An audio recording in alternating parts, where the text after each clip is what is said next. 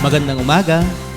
Ang pamagat ng aralin ay pagtitipid at pag-iimpok bilang sariling pangangasiwa sa mga biyaya ng Diyos.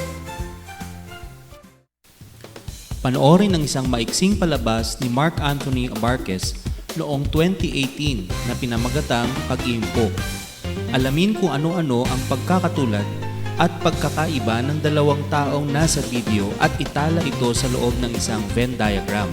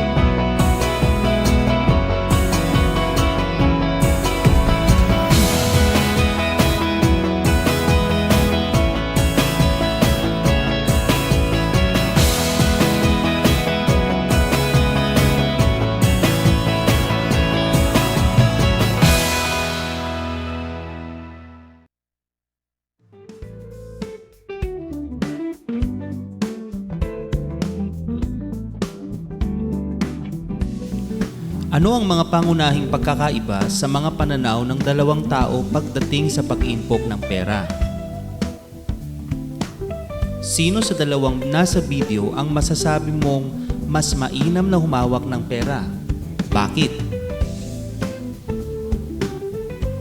Paano ginagamit ng bawat isa ang kanilang pera sa pang-araw-araw na pamumuhay? Mayroon bang mga pagkakaiba sa kanilang mga gastusin? Pagyamanin natin ang ating bokabularyo. Magbigay ng mga salitang maiuugnay sa bawat salitang nasa loob ng piggy bank. Isulat ang inyong sagot sa loob ng mga bilog na hugis barya. Pagtitipid. Ang paggamit ng mga pinagkukunan tulad ng pera o iba pang yaman ng may karampatang pag-iingat at pagpapahalaga. Pag-iimpok. Ang pagtatabi o pag-aakma ng isang bahagi ng kinikita o iba pang pinagkukunan para sa hinaharap na pangangailangan o layunin.